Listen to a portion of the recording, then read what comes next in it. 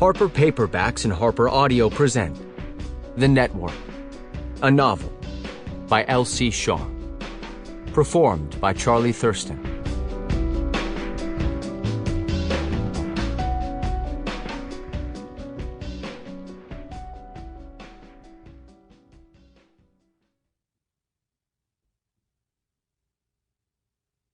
Chapter 1. Jack Logan had ditched his Catholic upbringing, but kept the guilt. He hadn't planned on blowing his entire afternoon listening to the woman he was interviewing talk about her dead daughter, but he didn't have the heart to tell the grieving mother that he already had enough for the story. So instead he bought her lunch and dinner, listening as she painted a picture of the girl she had loved and had failed to save. Now he was behind schedule and would have to work all night. Man, he hated the pieces involving kids. The parents got to him every time, and his attempts at comforting them were as effective as a Band-Aid on a gunshot wound. It was after 8 by the time he got to his East Village apartment.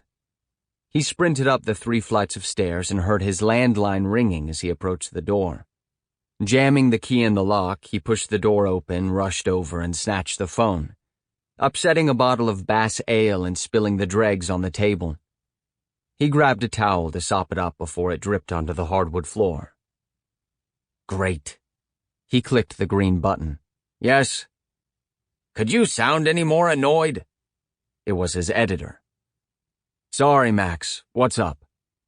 Jack sank into his worn leather sofa and ran a hand through his hair. Tried your cell. Went right to voicemail. I was interviewing one of the mothers. The sound of papers rustling came from the other end of the line. You already did your piece on the decision. What's the angle on the follow-up? The fallout from the decision to let the show go on. A sharp intake of breath. You're not saying the Supreme Court should have censored it?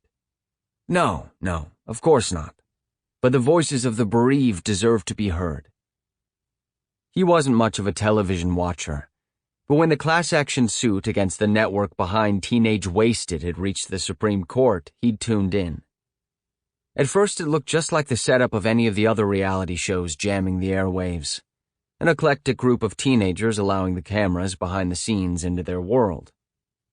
Within the first 5 minutes of the show, though, Jack had sat open-mouthed while a young man retrieved paraphernalia from under his bed, pulled up a porn site on his computer, and began doing what your average adolescent boy did behind closed doors.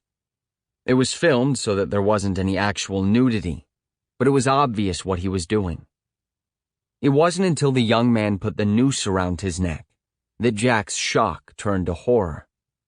So that was what erotic asphyxiation looked like, up close and personal.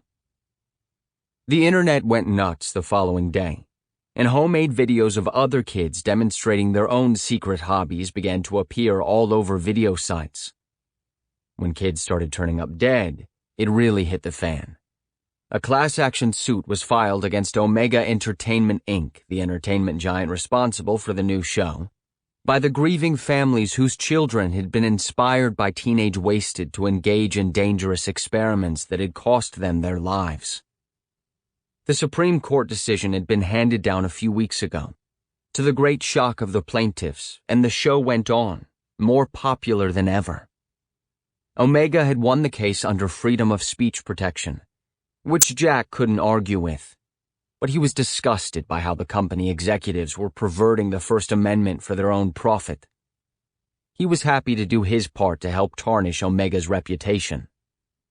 All right, email it when you're finished. You still coming tonight? Max asked. Jack grimaced.